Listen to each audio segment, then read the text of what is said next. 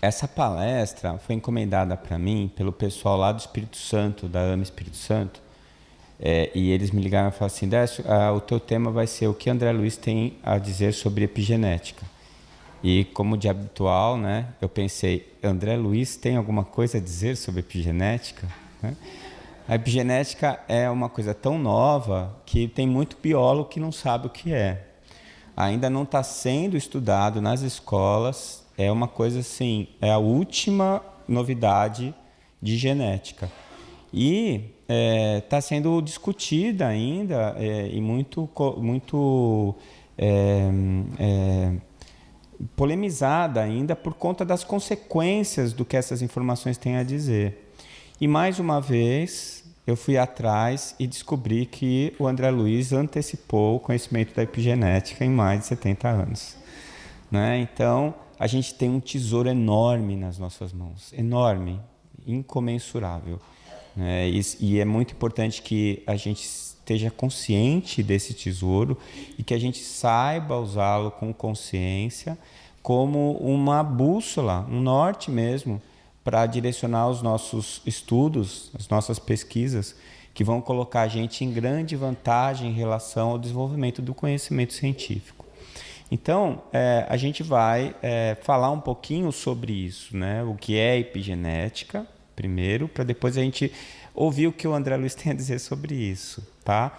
Então, o que é epigenética? A palavra epigenética vem do termo, do prefixo grego epi, que está acima de, sobre algo, e sobre a genética, ou seja, são fatores que influenciariam a genética. Então, ela estuda as mudanças herdadas das funções dos genes, provocada por fatores endógenos ou exógenos, ou seja, coisas do meu corpo ou coisas do meio que influenciam o meu corpo.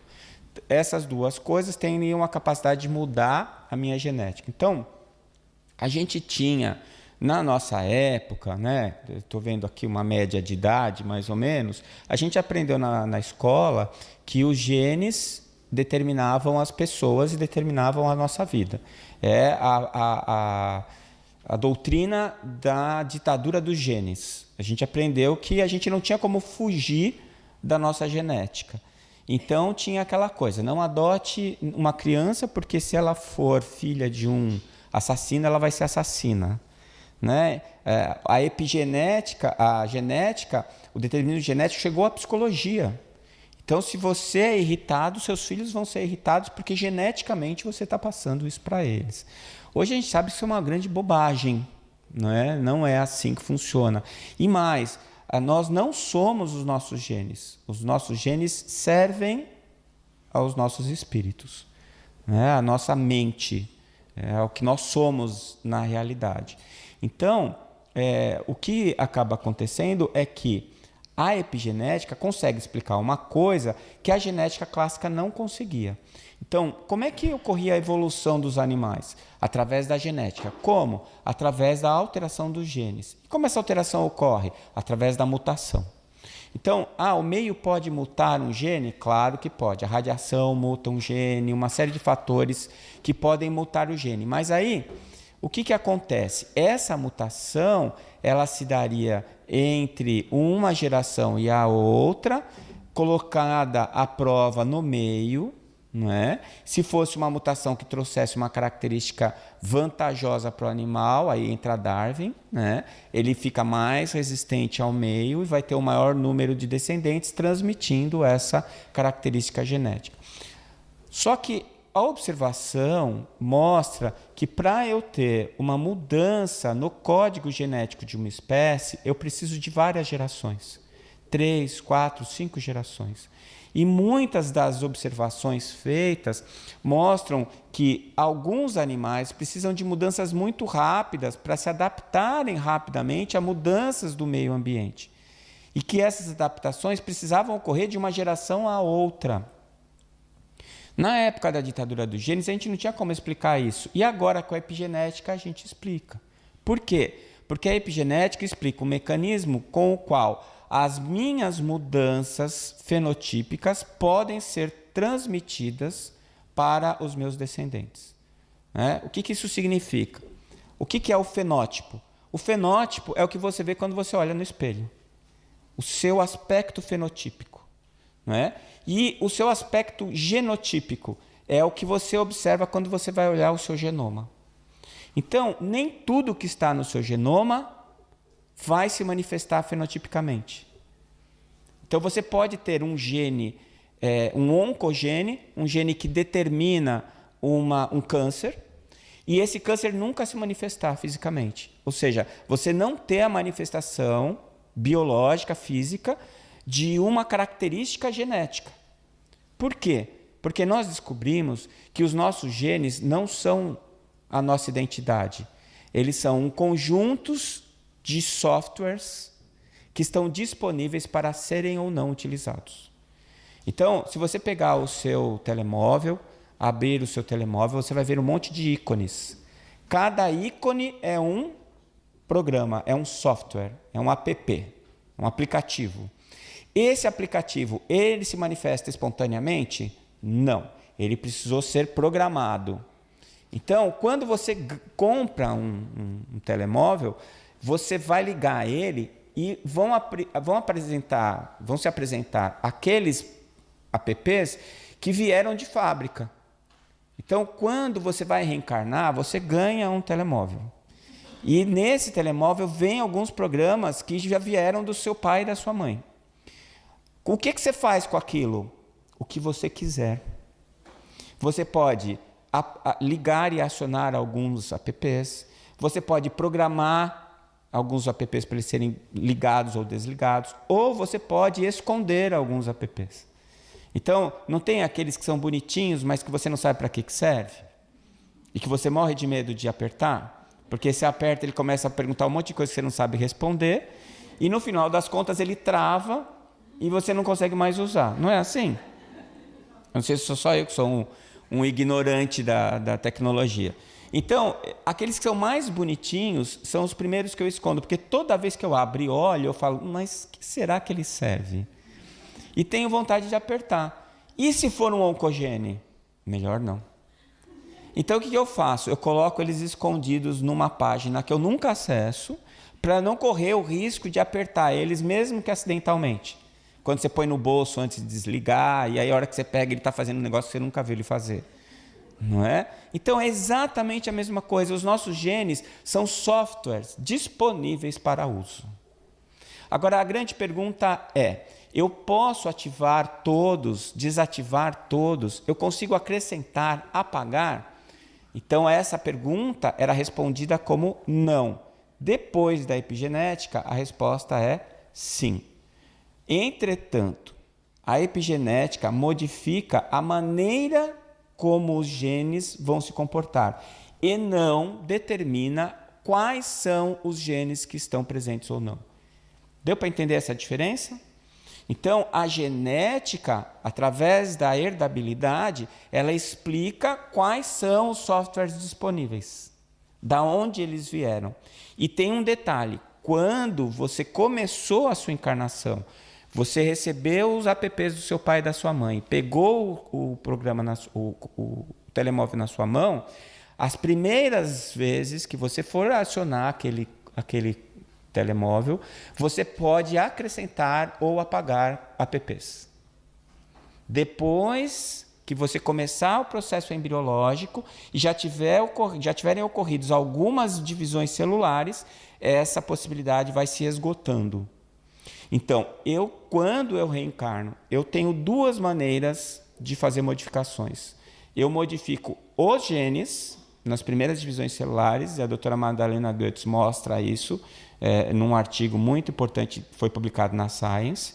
Ela fala que as primeiras divisões celulares determinam o futuro biológico do indivíduo, e essas divisões celulares, para muitos biólogos, são feitas por acaso, né? E quem é cientista não acredita no acaso, o cientista acredita em causa e efeito, porque quem acha que o nada cria alguma coisa é um místico, não é um cientista. Não é? Por isso que eu acho que quem não acredita em Deus é místico, né? Porque Deus é a causa primária, então eu tenho uma causa para tudo. E se eu não acredito em Deus, eu acredito que o nada gerou alguma coisa. Então, né, eu sou um místico. Eu acredito em milagre.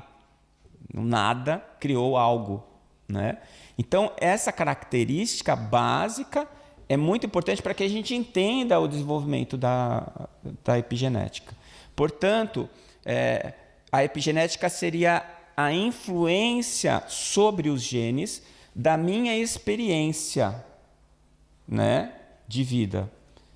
E essa experiência ela está relacionada à minha ação e reação com o meio. Dá para entender isso?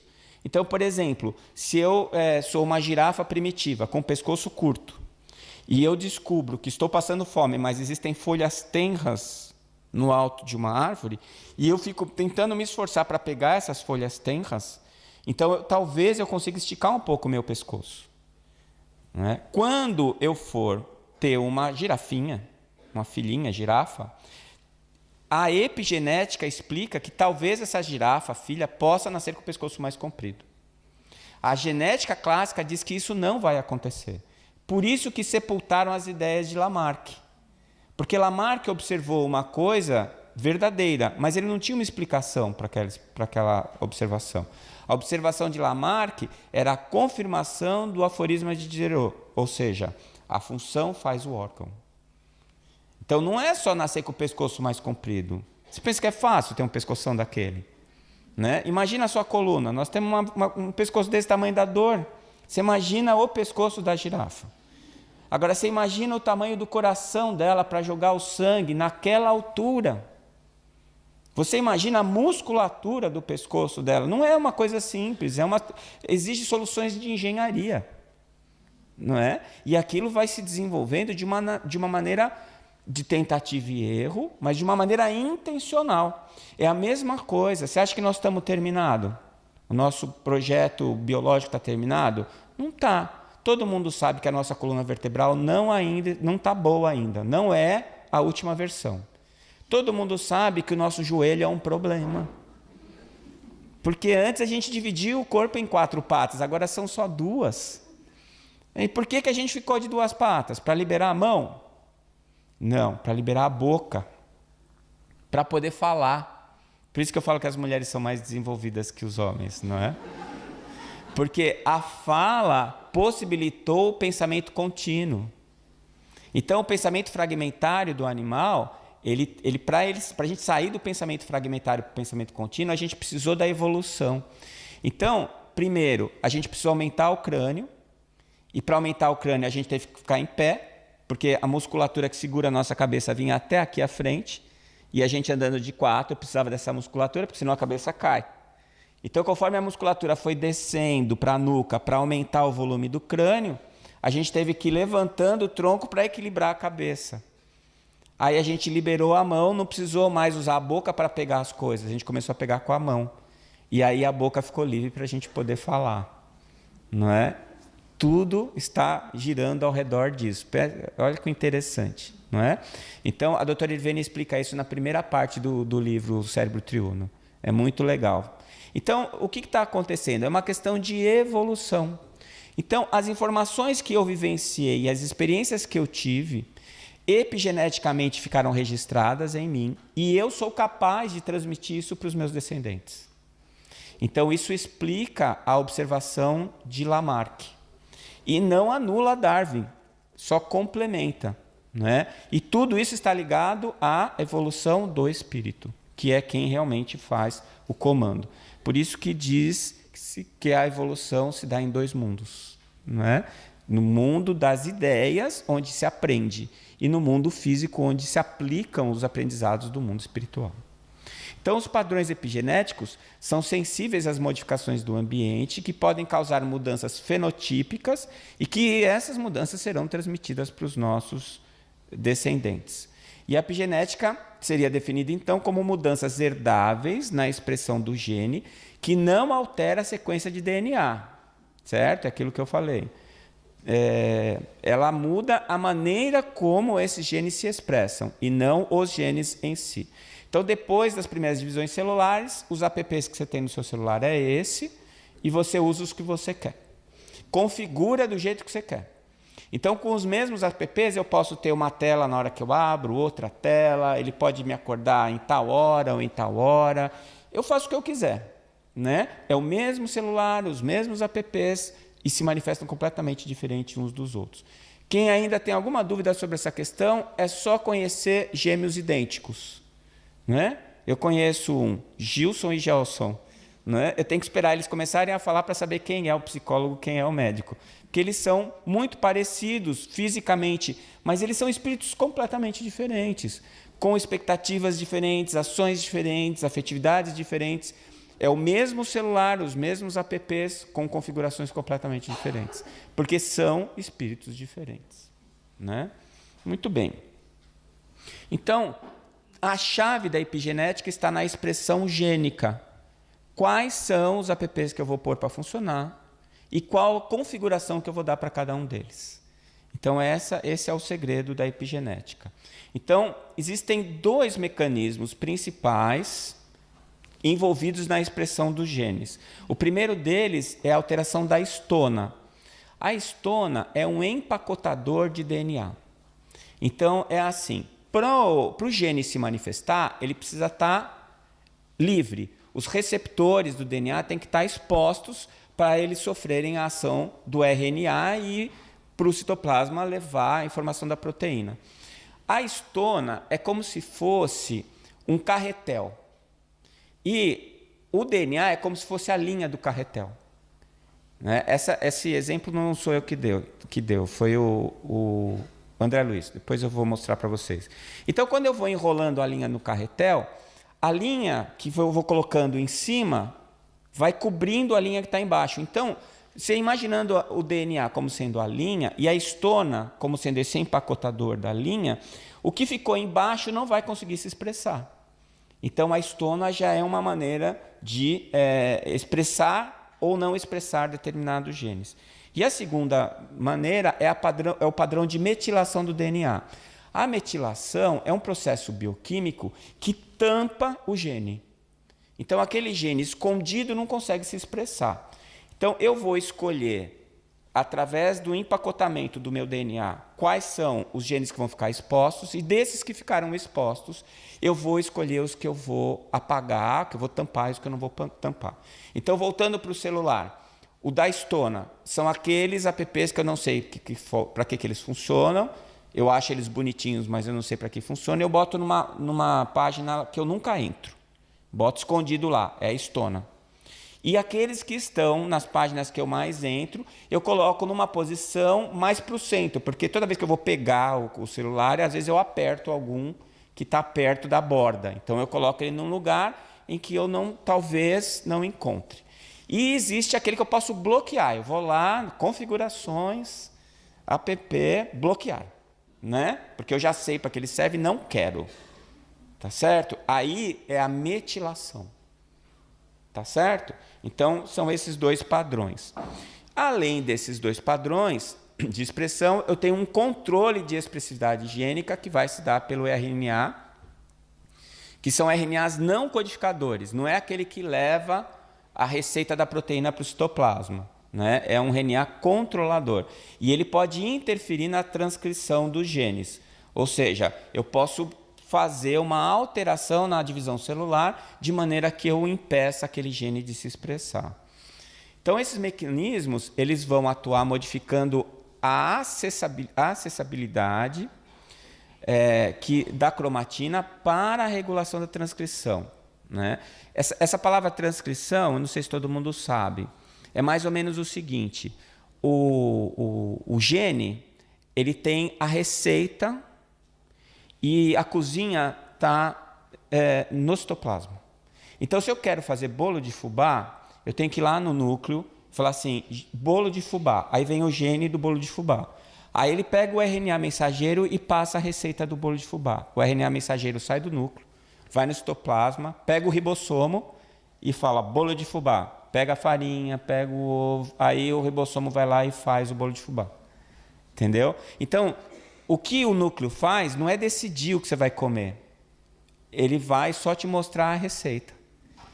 Quando você tira o núcleo da célula, a única coisa que acontece é que você vai comer sempre a mesma coisa, ela não consegue mudar mais a receita.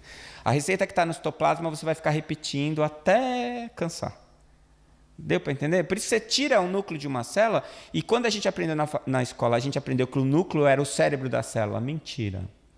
Você tira o núcleo da célula, ela fica meses funcionando na boa, até ela enjoar de comer bolo de fubá. Né? E isso funciona sempre assim. Então, o que está dentro do núcleo são as receitas, são os softwares, são as informações. Mas tudo acontece no citoplasma da célula. O André já falava isso há 70 anos atrás, a gente só descobriu agora. Então, essa mudança ou essas escolhas, a maneira de enrolar o DNA no carretel, a maneira de eu tampar através da metilação esses genes, pode ser transmitido geneticamente. Entende? Então, o que eu aprendi durante a minha vida, as características que eu desenvolvi em contato com o meio ambiente, eu faço uma programação epigenética, e essa programação epigenética eu posso transmitir para os meus filhos. E eles podem pegar aquilo e usar do jeito que eu transmiti, ou eles também modificarem. Então, isso explica mudanças rápidas de uma geração para outra, e que explicam a adaptação genética dos animais rápidas, quando há rápidas modificações no meio ambiente. Tá? Isso é a capacidade de adaptação. Quanto maior a nossa capacidade de adaptação, maior o nosso vigor, maior a nossa chance de sobrevivência com sucesso. Certo? Por que a gente vê barata em todo canto nesse planeta? E por que está em extinção o urso panda, que é tão bonitinho? Porque o panda só come bambu. E se ele não comer bambu, o que ele come? Nada. Eu falava isso para os meus filhos. Quanto mais você gostar de todas as comidas, mais feliz você vai ser, porque você se adapta a qualquer meio. Se você só comer um tipo de comida, você vai passar fome muitas vezes na sua vida. Por que a barata está feliz? Porque ela come qualquer negócio. O que vier está bem, né? Então é aquela história, não é o que a vida te dá, não é, Andrés, que vai fazer você feliz, é o que você faz com o que a vida te dá, não é? Então, se a vida te dá restos, você come restos e fala, que bom, tá uma delícia, não é? Agora, se você for muito fresco, você não vai ser uma barata, você vai morrer antes disso. E não deixa descendentes, aí entra o Darwin, não é? E aí isso gera uma plasticidade genética. Então, nós somos seres muito dinâmicos, e a gente achava que isso era estático, e não é. Tá? E aí age na reprogramação gênica. São os imprinteds. A primeira vez que eu tive aqui na Europa, a segunda vez, foi em 2004, eu tive no Congresso Mundial de Espiritismo, lá na França. Foi um momento muito especial para mim, e me pediram para falar sobre genética. E um dos trabalhos que eu levei naquela época, e até hoje eu acho que são muito importantes, é o trabalho dos imprints genéticos. Então, existe uma capacidade de você estudar quais são os genes que estão metilados e quais não estão. E isso é chamado de etiquetas gênicas ou imprinted. Então, você percebe dentro das células que estão formando um animal, ou um ser humano, ou qualquer tipo de forma de vida, que alguns genes estão expressos e outros não estão expressos. E isso foi chamado pelo Dr. Kevin Egan de imprinted. E você percebe que, por exemplo, voltando ao exemplo do clone, que são os gêmeos univitelinos, que eles, apesar de terem a mesma sequência gênica, os imprinted estão em lugares diferentes. Eles usam os seus apps de maneira diferente, porque são inteligências diferentes. Né? Então, as histonas seriam o carretel, o DNA seria a linha, e um gene precisa estar exposto para ter a sua ação. E aqui está o Dr. Kevin Egan, que fala dos imprinted. Né? Uma coisa interessante, eles estavam estudando, eles estavam fazendo clonagem naquela época. Né? Então, como é que eles faziam a clonagem? Eles pegavam o núcleo de uma célula de um animal e colocavam no citoplasma de uma outra célula, que era uma célula germinativa. E o que acontecia? Essa célula começava a se multiplicar. Em 25% dos casos, 1/4 das vezes, aquelas células se multiplicavam para formar um outro indivíduo. E nos outros 75%, elas se multiplicavam em células iguais e davam um conjunto, uma massa de células sem forma, que não significavam nada. E eles chamavam isso o Dr. Kevinga queria entender essa instabilidade gênica. Ou seja, o que aconteceu quando eu tirei o núcleo da célula do animal e coloquei numa célula isolada no laboratório? Que uma célula se transformou em um outro animal e a outra célula se transformou numa massa disforme. E aí que eles entenderam que os imprinteds, ou as etiquetas gênicas, que era a programação genética daquele animal, quando eu tirava o núcleo daquele animal e colocava no laboratório, as etiquetas desapareciam. Todas. Ficava tudo branco. Ou seja, perdia a programação epigenética. Quando as células se multiplicavam de maneira disforme e eu não conseguia ter o clone, essas etiquetas não apareciam mais. Então, aquelas células não conseguiam se dividir, se diferenciar em nada. Mas, quando eu conseguia o clone, nos 25%, as etiquetas reapareciam, nunca no mesmo lugar. Ou seja, eu acho que o Dr. Kevinga, por isso que eu peguei uma foto dele, foi o primeiro cientista, apesar dele não saber disso, a provar em laboratório uma reencarnação. Porque quem que fez a programação? A reprogramação epigenética? O espírito que estava encarnando. Então, apesar de ser um clone, é outro espírito.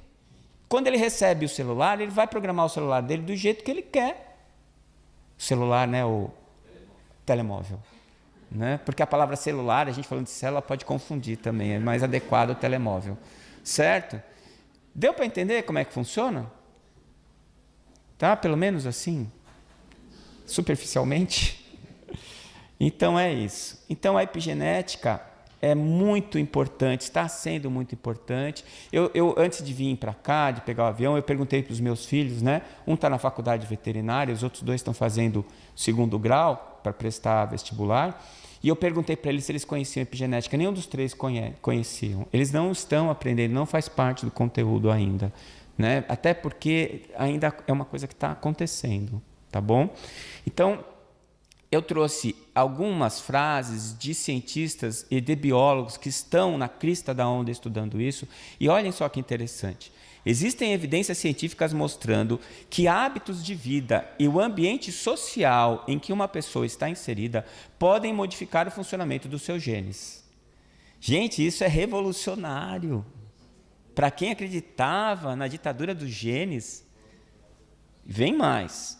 As células respondem a nutrientes e hormônios, né? Mas também a sinais físicos como calor, frio, comportamentos como estresse e carinho. Não é? Então faça carinho nas pessoas que você ama e você vai estar ativando os genes benéficos dessas pessoas. Existe um livro que eu recomendo, muito interessante, chama O Código Divino da Vida. Código Divino da Vida, Dr. Kazuo Murakami.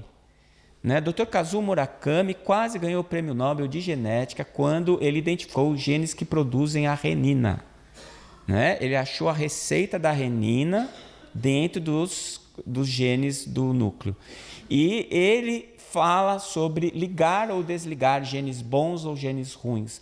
A epigenética, como que eu modifico o funcionamento dos meus genes através das minhas emoções. A herança epigenética traz implicações profundas para o estudo da evolução e reforça os argumentos do naturalista do século XVII, Jean-Baptiste Lamarck, que acreditava que a evolução era dirigida em parte pela herança de características adquiridas durante a vida.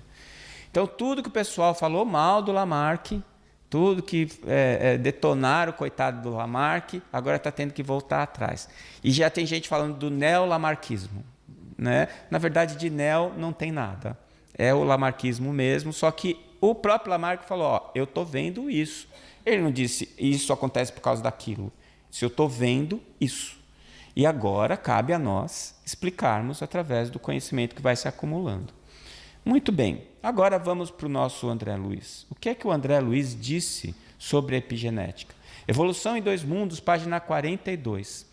E como acontece nos modos... Gente, só pequena lembrança, tem 70 anos esse texto, tá? Ninguém nem sonhava em falar de epigenética. E como acontece aos moldes tipográficos, que são formados de linhas para que se lhe expresse o sentido, também eles são constituídos pelos elementos chamados genes, o que lhes dá, tanto quanto ocorre ao alfabeto humano, a característica de imortalidade das células que se renovam, transmitindo às sucessoras as suas particulares disposições, nas mesmas circunstâncias em que, num texto tipográfico, as letras e os moldes podem viver indefinidamente no material destrutível e renovável. Olha, destrutível quando você morre e renovável quando você renasce, né?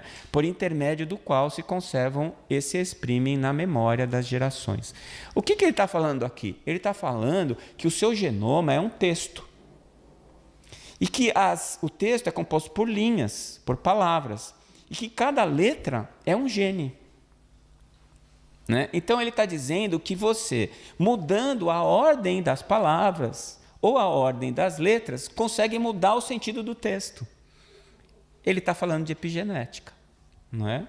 Vocês acham que eu estou viajando? Calma lá.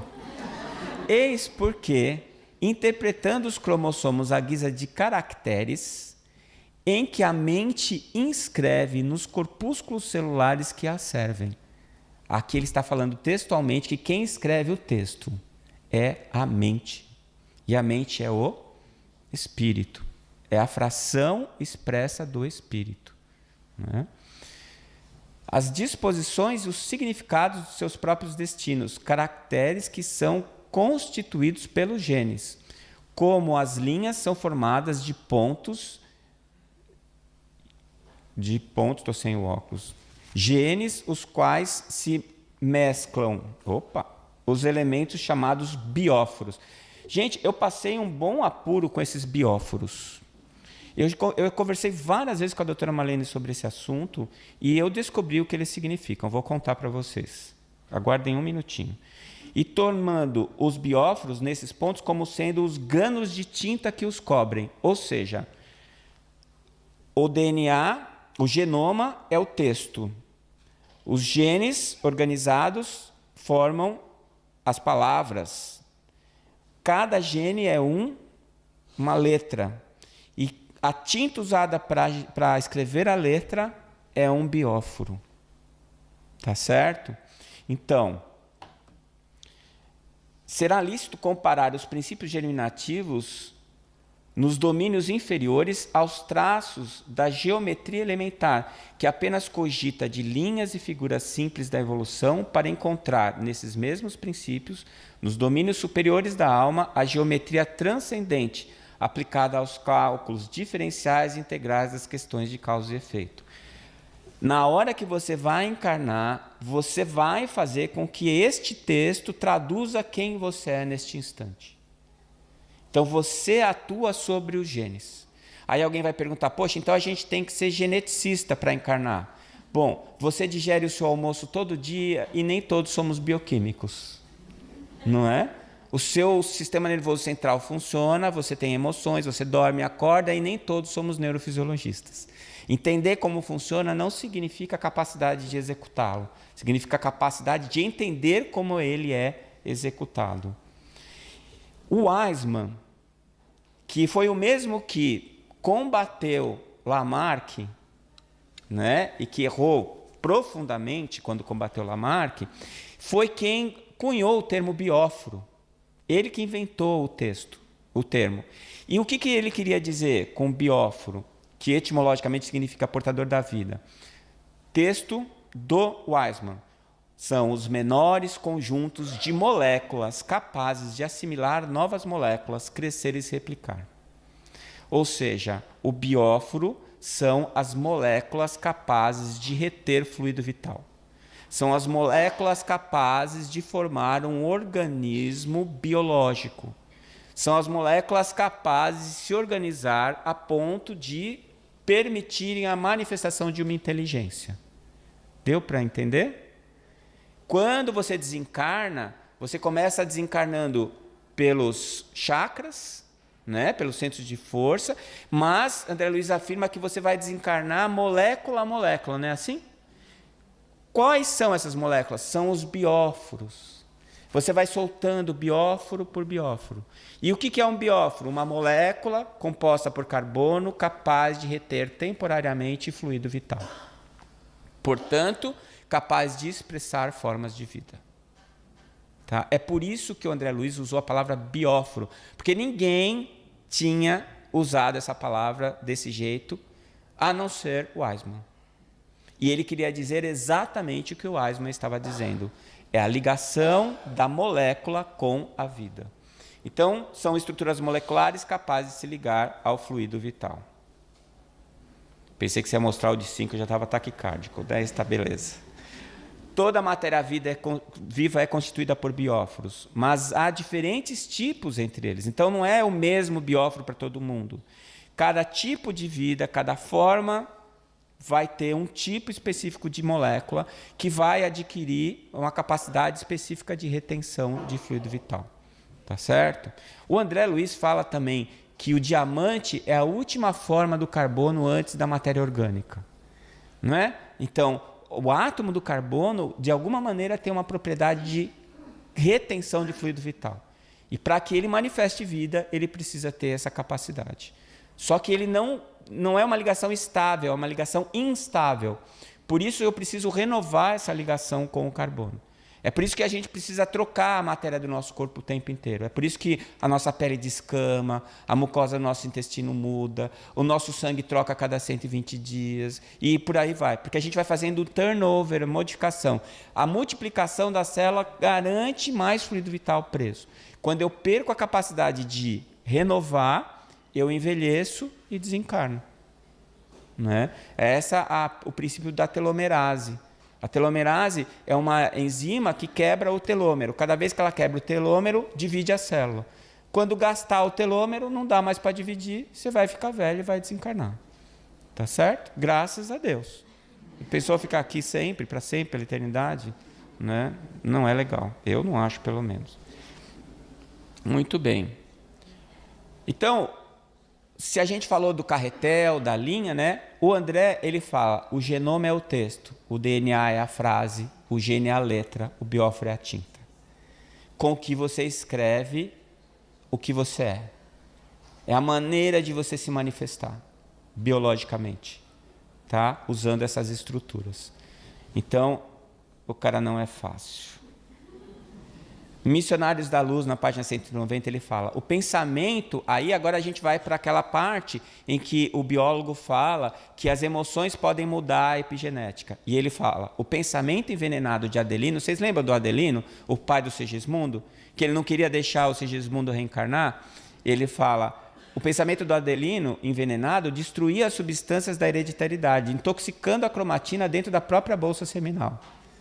Epigenética, não é? Pelas exposições lamentáveis de sua vida íntima, estava aniquilando as células criadoras ao nascerem, e quando não as aniquilasse por completo, intoxicava os genes do caráter, dificultando-nos a ação. É ele mudando a genética. Modificado em sua ação íntima, lembra quando o filhinho dele, a espiritualidade atua sobre o filho e o filho fala alguma coisa que faz com que ele repense, né? Essa prevenção que ele tinha com o Segismundo, aí ele passou a admitir as forças magnéticas protetoras dos elementos de hereditariedade, e aí sim ele conseguiu produzir o espermatozoide para fazer a fecundação do Sigismundo.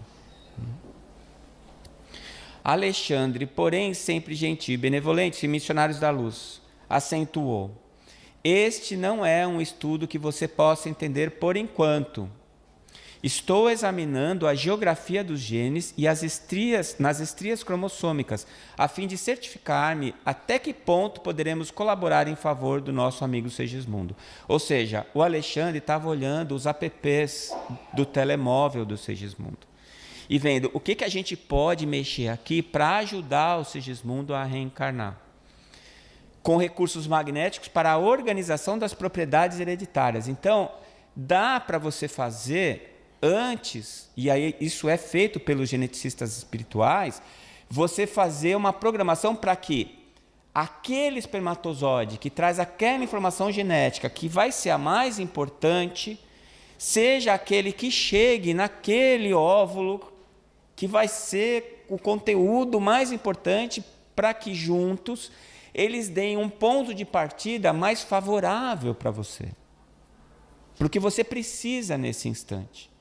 E aí, de posse desse material genético, quando você encarna, você vai atuar sobre ele, transformando ele, mutando esses genes, não aleatoriamente, mas de acordo com as suas possibilidades evolutivas, colocando a sua geometria, não é? A sua geometria genética sobre aquela matéria inicial que te foi dada. Então, não é ilimitado o seu poder. Você vai agir sobre aquilo que foi te dado, sobre aquela matéria básica que você herdou do seu pai e da sua mãe. Enquanto se estendiam sobre meus olhos aqueles microscópicos sinais, facilitando o amplo exame da célula-ovo, acerquei-me do instrutor e, sentindo-o mais acessível às minhas interrogações, perguntei. Isso que eu acho engraçado, né? Ele chega perto e fica esperando. Aí o Alexandre já fala, o pentelho vai perguntar. Aí já olha para ele e dá uma risadinha para ele poder perguntar. Não dá para mentir nem para dissimular, né, no plano espiritual. O que você quer já está na sua cara. Então, tem que aceitar. E aí ele fala assim, temos nesses mapas a geografia dos genes, da hereditariedade distribuídos nos cromossomos. A lei da herança, porém, será ilimitada? Essa é a pergunta do André Luiz. Ou seja, o que ele está perguntando? Tem ditadura dos genes? Existe o determinismo genético? Tudo que está aí é o que eu vou ter que aceitar como espírito quando encarnar? Né? Aí, o que ele responde? Não, André, observou o orientador com grave inflexão. Estamos diante de um fenômeno físico natural.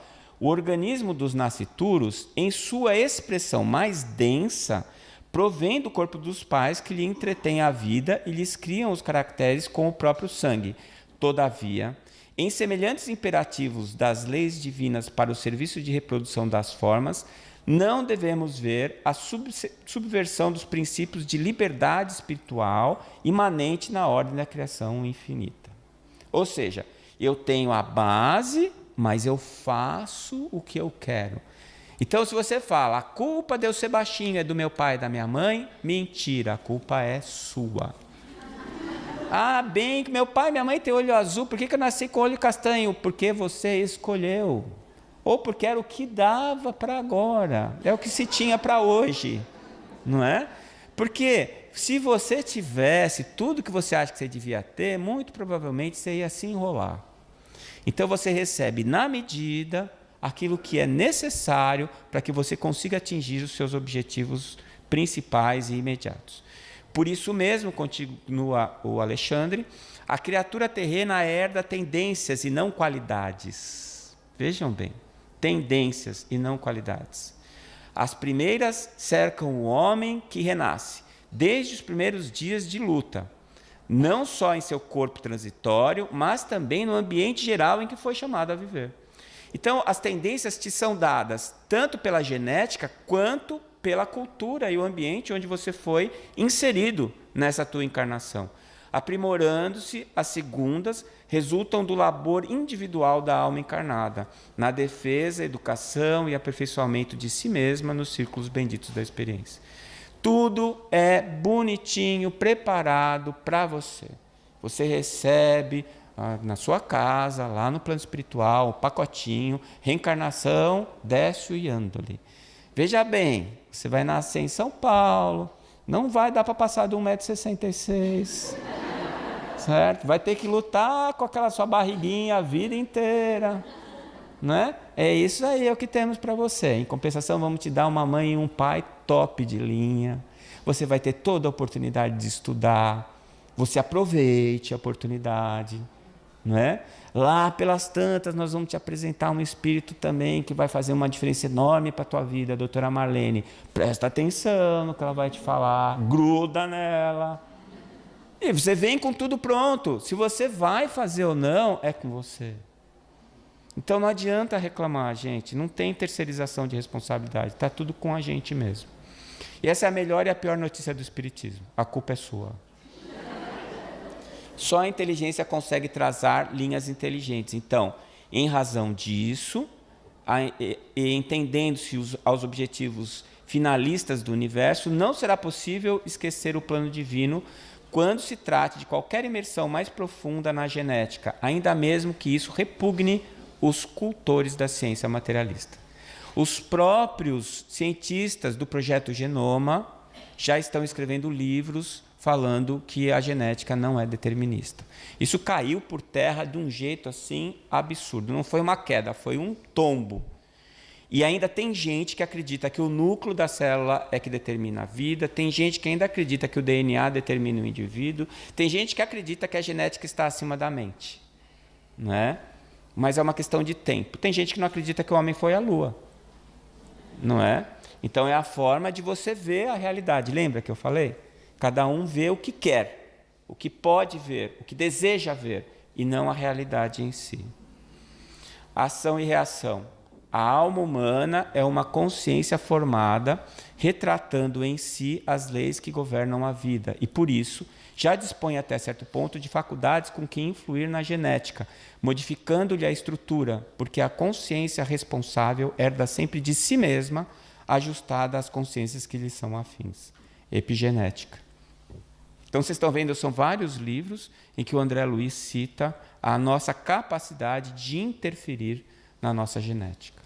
Então, eu queria terminar com esse texto, essa poesia, que o Chico psicografou no Parnaso de Além Túmulo, de Augusto dos Anjos. É impressionante, quando nós terminamos o livro O Cérebro Triuno, a doutora Irvênia trouxe essa poesia e eu não acreditava. Parecia que tinha sido encomendada para o Chico para colocar no nosso livro. E eu achei linda e acho que ela cabe no que a gente falou sobre genética. Eu queria ler com vocês. Ele diz assim: tu não és força nêurica somente, movimentando células de argila, lama de sangue e cal que se aniquila, nos abismos do nada eternamente. És mais, és muito mais, és a cintila do céu, alma da luz resplandecente, que um mistério implacável e inclemente amortalhou na carne atra e intranquila. Apesar das verdades fisiológicas, reflexas das ações psicológicas, nas células primevas da existência, és um ser imortal e responsável, que tens a liberdade incontestável e as lições da verdade na consciência. Depois dessa, nada mais a declarar. Muito obrigado.